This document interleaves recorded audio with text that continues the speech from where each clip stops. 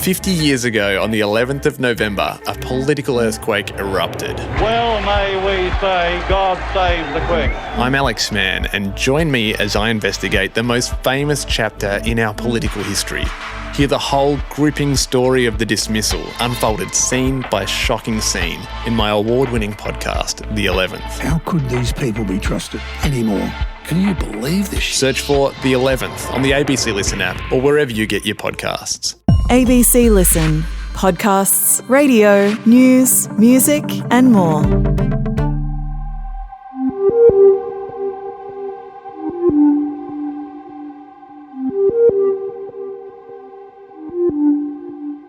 The defence team has been drilling into the movements of Toyah Cordingley's boyfriend as they test his alibi. And the court has also been shown the photos of Toyah's body on the beach.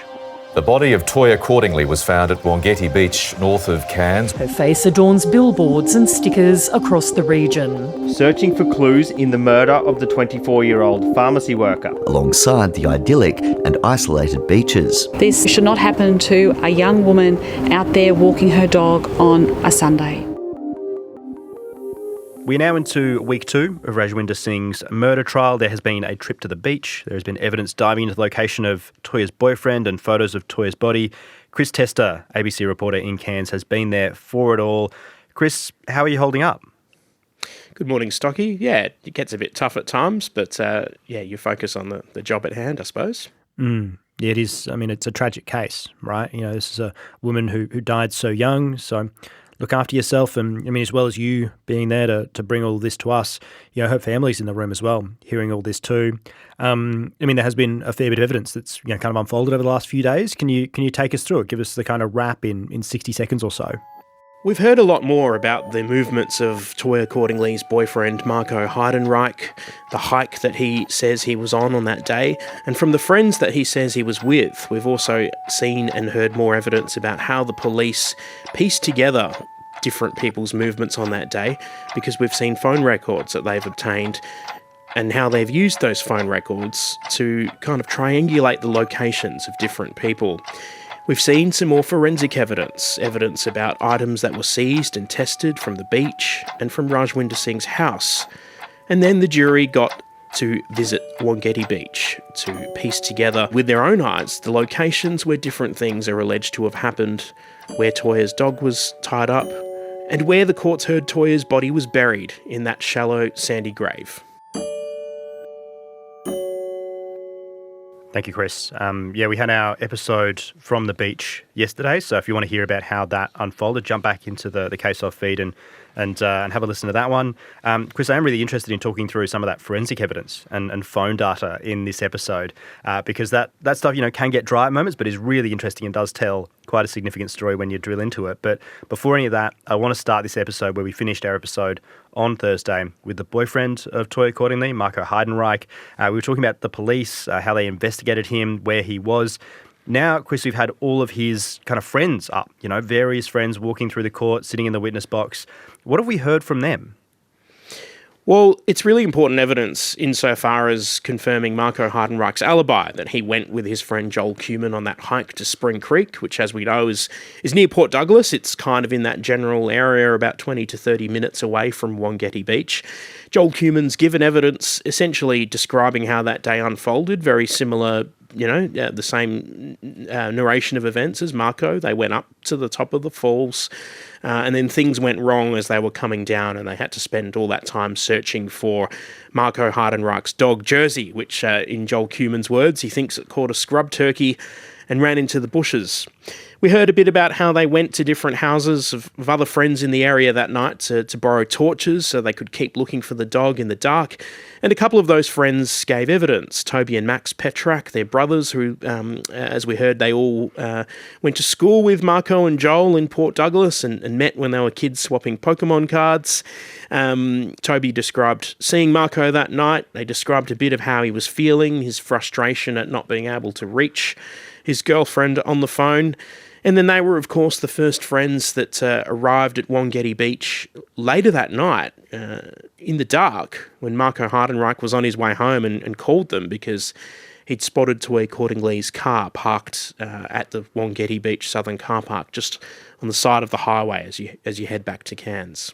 Yeah, I mean, I loved the just the way that Marco Heidenreich's friends explained all the detail around that, but also their connection to him. I mean, you mentioned the Pokemon cards in there, and that really just sort of took me back into the relationships I have with my friends, thinking about how they might, handle being in a witness box, corroborating a story that, they had experienced with me. And it was interesting, they were kind of checked and tested on various different parts of Marco Heidenreich's evidence, right? I mean, you've got the prosecution kind of talking you through it, and then the defence gets up and kind of challenges each witness as well on their account. Were you here at this point? Did you really see him at these places as well? Which was, really kind of interesting interrogation of the detail around this.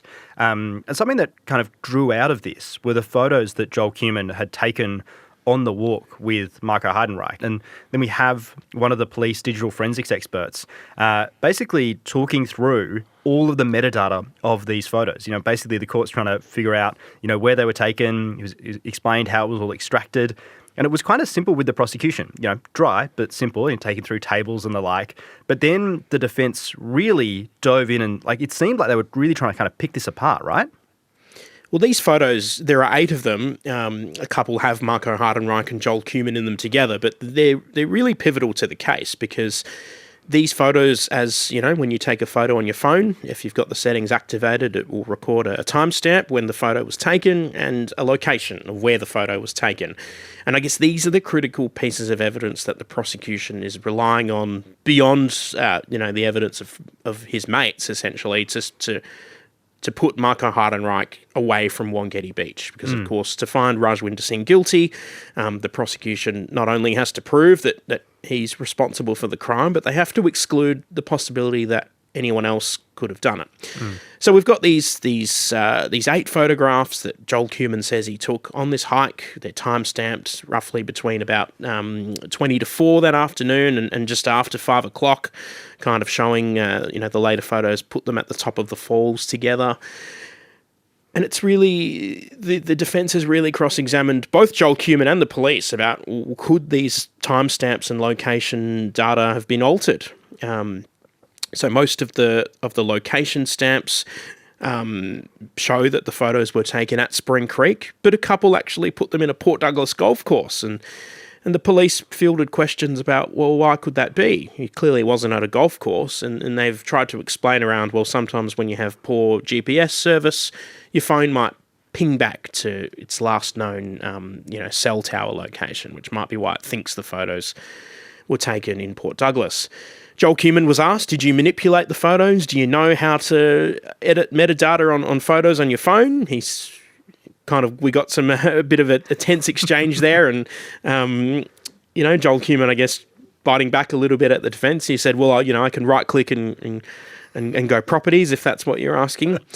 But quite significant evidence from the police digital forensics analyst, Sergeant Matthew Roeder. He's saying that he's spent hundreds of hours looking at these photographs, dating back to when the police actually downloaded the evidence from Joel Cumin's phone, and he hasn't found any trace that anything was changed. He said that it took some 2 to 3 weeks to actually map out the inner workings of this phone, and we got a bit of an insight into how kind of Samsung phones store their photos. That we heard that, when you take a photo, the data on that photo, the time and the location and other data isn't just stored in one place. It's not just in your Photos app. There's actually all these hidden databases in your phone that record these pieces of information, that they're kind of presented in an Excel table. We saw some of these in the court, and he kind of said if you changed it, you'd leave some kind of trace of having done so. And he said that after all this time of finding, I think it was about 7 different databases within the phone, and at least 2 showed this specific data. He just said he didn't find any sign that it had been changed. Yeah, and I mean, Chris, you say hundreds of hours of work from this digital forensics officer, and that is work that's been continuing through this year as well, because we heard the defence, referencing a conversation that, he'd had with one of his superiors following a previous trial that we've already mentioned, that, he was asked to kind of do a little bit more work, make sure that he could be, asking if he could be more confident that these photos hadn't been altered, right?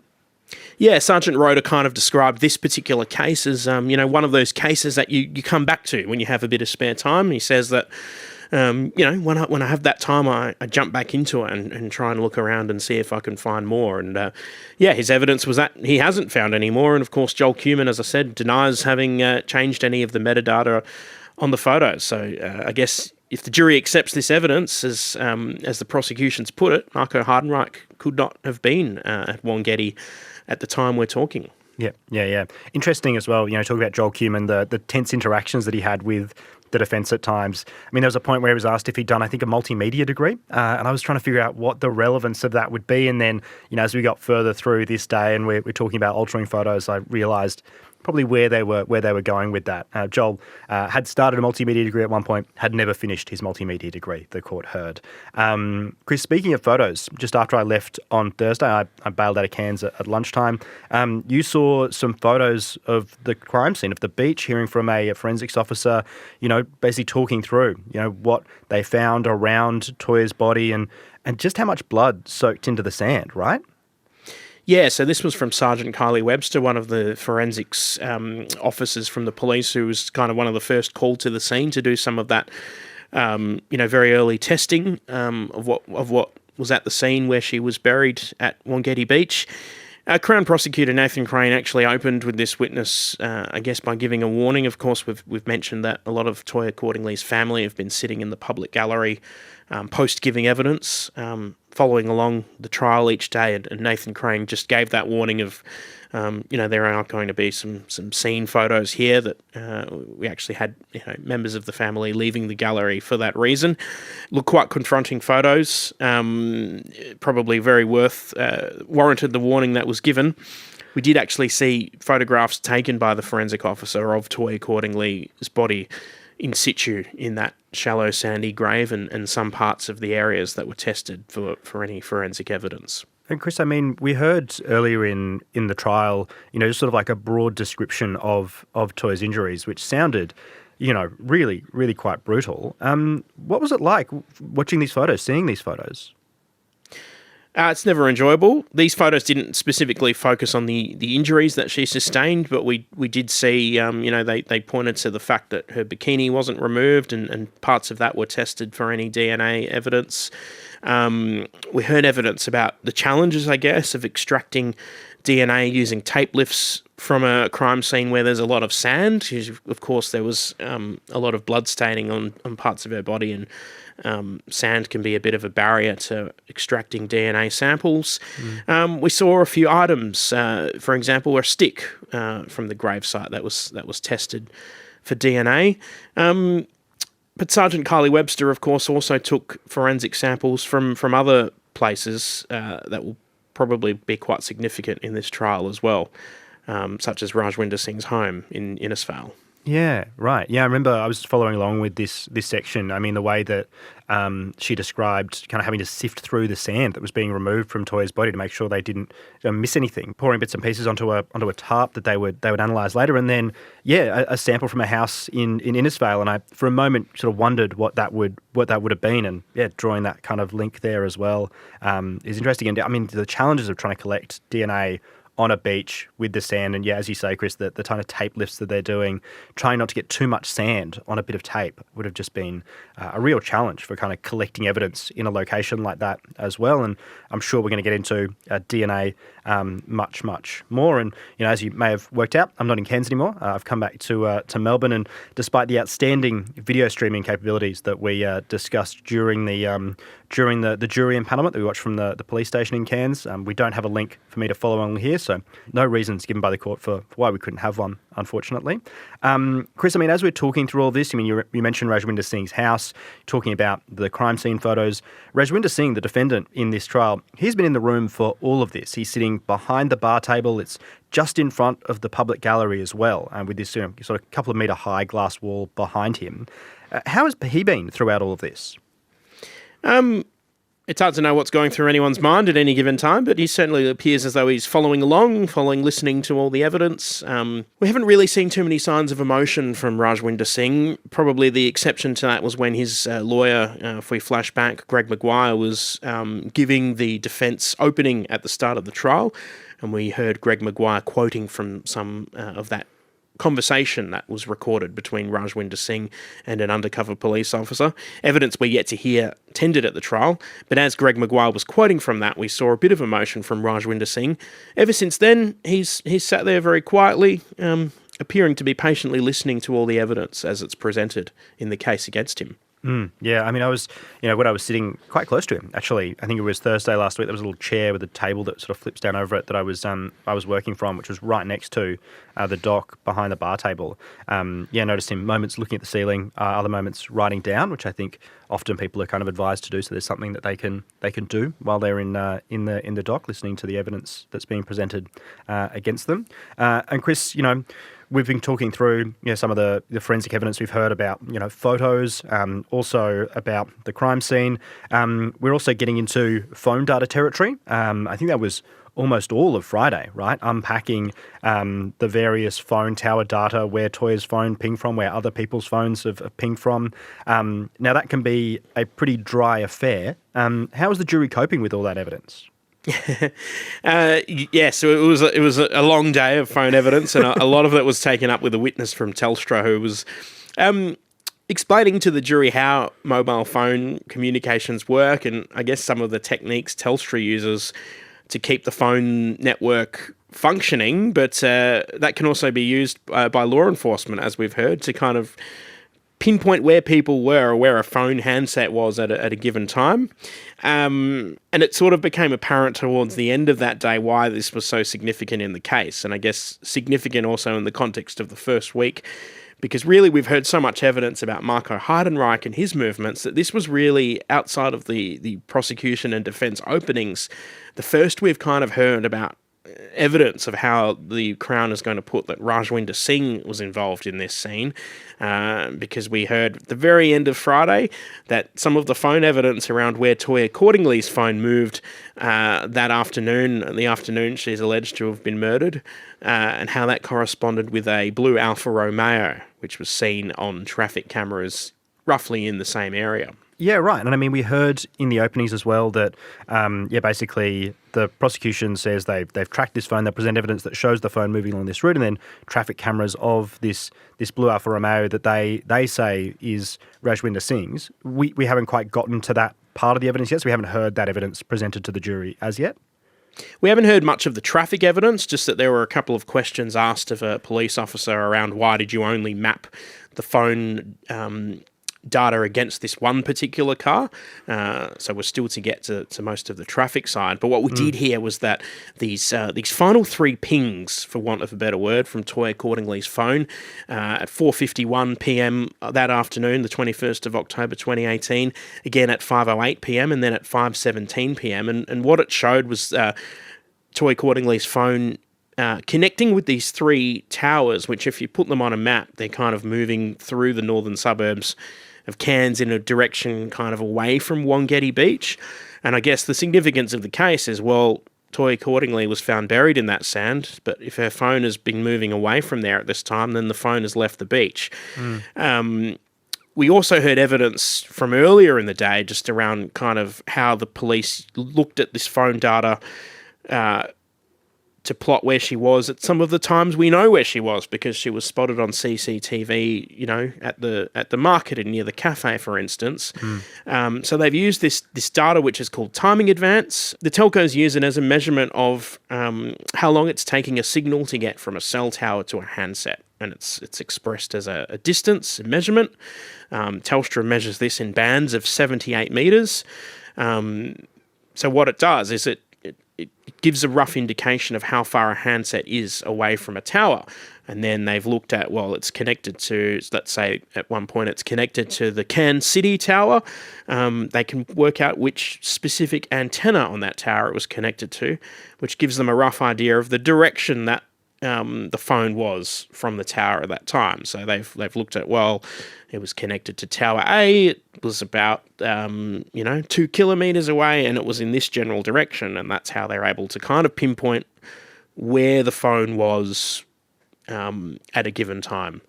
Yeah, I mean, this phone data is always really interesting. I mean, it can be quite dry, and the way you've explained this, you've done in sort of 90 seconds, a couple of minutes, what usually takes 90 minutes to a couple of hours in a courtroom. But I mean, you're talking through all these different points. Someone actually emailed the pod, thecase@abc.net.au, kind of asking for a map. Now, we're not going to do that.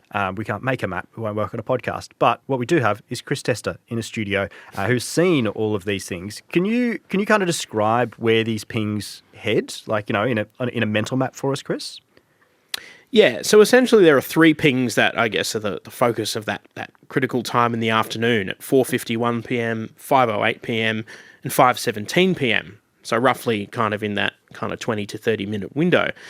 And they roughly kind of follow, they get closer to Cairns as each one goes on. So the first one would appear to be somewhere near the highway, kind of on the way back from Wangetti Beach, and then 2 more deeper into the urban area, which would appear to suggest that the phone was travelling away from the Wangetti Beach area at the time.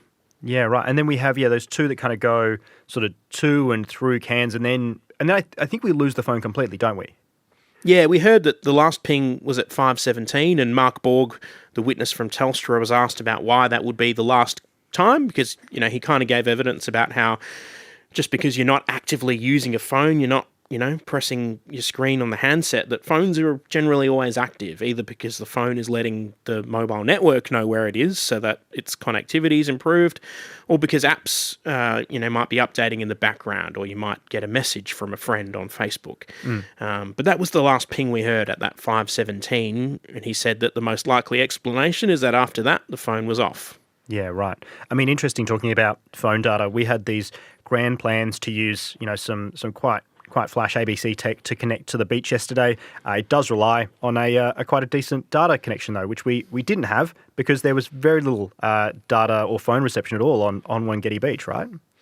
Yeah, and it kind of made me think back to some of the evidence in the trial, because we've heard that, at a couple of points, we looked at Toyah Cordingley's phone and where she was at the time. And as I mentioned, you can get an idea of the tower you're connected to and the distance from that. And, at different points, she might have been, 1 or 2 or 3 or 4 or 5 kilometres from the phone tower that she was connected to.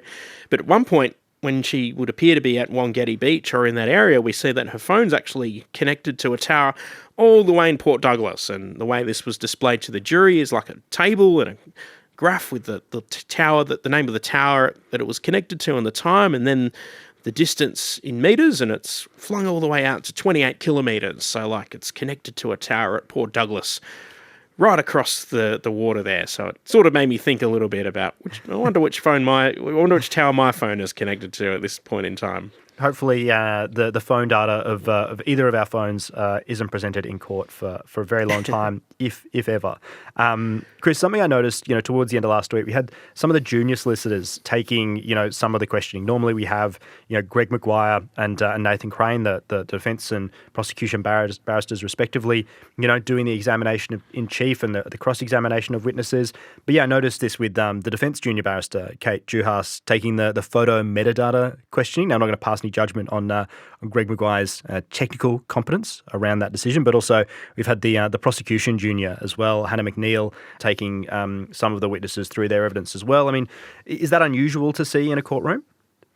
Not particularly, no, and it's important to remember we talk about the Crown Prosecutor, Nathan Crane, and Defence Barrister Greg Maguire. I guess they're the kind of the leaders of each camp, but there is, in fact, a legal camp that each side has. They're not all each represented by one single lawyer, and there's also solicitors on the team as well, so each side can have 3 or 4 people representing it at the bar table at any time. And in trials it's not unusual to see kind of heads getting together and conversing, a bit of teamwork. So it is kind of a team effort on both sides, the prosecution and the defence. Yeah. I notice there's a lot of note taking as well. When you've got, say Greg Maguire, for example, cross-examining a witness, you'll have Nathan Grain, taking some notes there, whispering to his junior barrister as well, conferring with the team. So, yeah, interesting to see the kind of work that's being done. And then, won't go into any detail here, obviously, because these are things that often the jury won't see. But sometimes following that, you'll have a conversation with the judge about something that's unfolded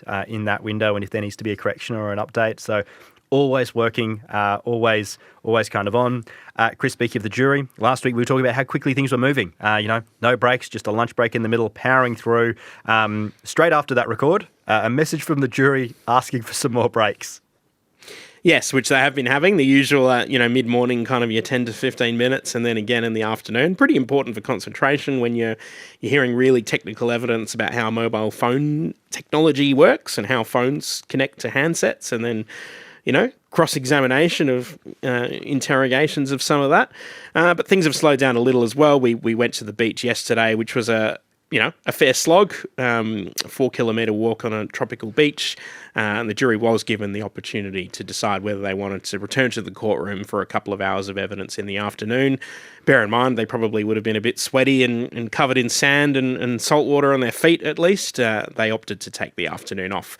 So we resume on Tuesday morning with more evidence. Great. Thank you, Chris. Oh, that was my next question. Did they get the afternoon off yesterday? Yeah. And they did. So good to know. Thank you very much. We have had a bunch of questions sent in from listeners to The Case Of. If you have a question yourself, please get in touch, thecaseof@abc.net.au. Really love getting these questions. There's a few that we've had already, Chris, from following our beach episode yesterday. So we'll get to one of them in this bracket. But first up, we have a question from Tia from Perth. Tia writes, "Hi, Chris and Stocky, long-time listener, first time submitting a question.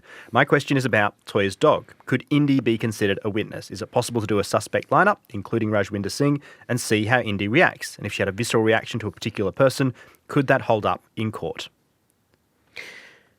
I'm not sure how a dog would be called to give evidence in court in terms of, a witness who comes to court needs to either give an affirmation or swear an oath on the Bible, which might be a little challenging for a dog. But it's not, of course, to say that dogs aren't relevant to the evidence, because as we've already heard, there are questions being asked of, police witnesses and even some of the civilians in the case about Indy's lead, for example, forensic testing. So while the dog might not be able to be called into court to pinpoint at any individuals, they can still play a role in the case. And we've already heard questions, for example, asked of Marco Heidenreich about how he might have thought Indy would react in a kind of situation like that on the beach. His answer, if you're interested, he said that she'd only ever been aggressive towards another dog, his dog Jersey, rather than any humans. Yeah, and we did hear as well in the evidence last week that Jersey was a red heeler. I think it was Joel Cumin who gave us the breed of Jersey. So if you're following the dogs of this case, you can update your spreadsheet with that one. And I know a lot of people are very interested in, I guess, the different dogs in this case too. We did also hear evidence, just going back to the start when we were talking about Marco Heidenreich's friends. You might remember Josie was lost, of course, at Spring Creek, per Marco's evidence. Monique Steele, a friend who lives in that area, said that a recording of Marco calling for the dog was actually used by friends trying to coax Jersey out. And some walkers actually found Jersey a couple of days later on the morning of the Tuesday, the 23rd of October, just in case you were wondering about what became of Jersey after being lost in the scrub. I appreciate you closing the loop on that, Chris. Thank you very much, Tia. Wonderful question, so appreciate you sending that one in. Another question here, Bella from Melbourne. Bella writes, "Hi, Stocky and Chris. Love the sneaky ep about the jurors' excursion. You mentioned that if one of the jurors was feeling too tired to hear more witnesses after the beach walk, the court wouldn't resume for the Arvo session. Does that mean that if a juror is sick or late for just one day, the court can't hear any evidence and Justice Crowley has to send all the other jurors, lawyers and journos home?" Well, this is why we have reserves. So there are 3 reserve jurors impanelled on this. I guess if a juror was ill to not be able to actually sit at all for the day, that's when they would probably be excused, and a reserve juror would move into the breach and become part of the 12. Courts don't particularly like when jurors are late. We've heard not just in this trial, but pretty much every trial that you'll sit through, jurors are encouraged to be there on time. And if you look at the court list, actually, it will say what the time that jurors are required to attend court that morning, and it's generally a little earlier than the start of the case. So every day, I think we've managed to kick off on time in this trial. So long may that continue. Yeah, I don't think I've been in a trial yet that's been delayed for a late juror. So when that happens, I'll make sure I make a scene on the case of so people know what's unfolded. And obviously we can't identify jurors, so no one's ever going to know who caused the delay. But you'll know that there was a delay at least. So Bella, thank you for sending in that question. Chris, great answer. Appreciate that. And our last question here is from Emily. Emily writes, "Hi Stocky and Chris. Emily here, Miso's mum. Miso was a cat if you're playing at home. The case of diving into other cases was the early Christmas present I didn't know I needed. Thank you. In a recent ep, you talked about how the barristers and judge are wearing the wigs and robes. Why do they wear those? Are they standard garb for all cases? Are there different wigs to symbolise different things? Did they wear these in the Patterson case?" Well, Chris, I'll jump in. To start with, they did wear robes in Aaron Patterson's trial. They were just different robes. They were just sort of the straight black robes. That's why Justice Crowley's robes with the red on them and the white cuffs really jumped out to me. And there are differences state to state. Chris, what about the wigs? What do they symbolise? What's the meaning behind them? Well, these go back long before Australia, as modern Australia was founded, actually to England and probably the Middle Ages. But wigs and robes were actually introduced to distinguish legal professions from the rest of society. And if you've seen a barrister wearing a wig or a judge wearing a wig, you'll know why. It's like a bit of an unconventional hairstyle that you wouldn't see too often on the street. And despite Australia having a much warmer climate than old England and the UK, they've actually persisted in some parts, including Queensland. So I understand that, in Victoria, there's a bit more of a relaxed approach to wearing wigs, but they do form part of the default Queensland Supreme Court dress code. And for there is a little bit of leeway for counsel to not wear the wigs if a judge isn't. But in this case, Justice Lincoln Crowley has had the wig on throughout the trial, and so counsel are following suit too. Yeah, no, thank you, Chris. Great question, Emily, as well. It's been something I've been dying to talk a bit more about, so I appreciate you getting in touch, emailing us at thecaseof@abc.net.au. Also, thank you for paying the cat tax and including a photo of Miso in your email. Miso, I appreciate you tolerating the discussion of dogs on this podcast as well. I know we've been talking about it a bit, so thank you for sticking with us and listening through all of that. If you do have any questions, please get in touch, thecaseof@abc.net.au. I really do love hearing from you, and some of the questions are things that I haven't even thought to ask Chris myself. So really appreciate it when you send them through. Chris, where are we going next? Do you have any idea what's unfolding over the next couple of days? We started hearing some of that evidence around phone tower data. I think there's a little bit more to come, and I expect we'll start to hear a little bit more about how that phone data and the Alfa Romeo car, how those jigsaw puzzle pieces fit together in the Crown case. We've heard little bits in cross-examination, but there's going to be more evidence in chief to come on that point. Great. Chris, thank you so much for joining us on The Case Of. Thank you. We'll be back in your feed on Thursday. We'll have more details from the trial of Rajwinder Singh. As I said at the start, this is a really tragic story, tragic death of Toyah Cordingley, and we'll continue to bring you details from this trial on the case of Toyah's murder.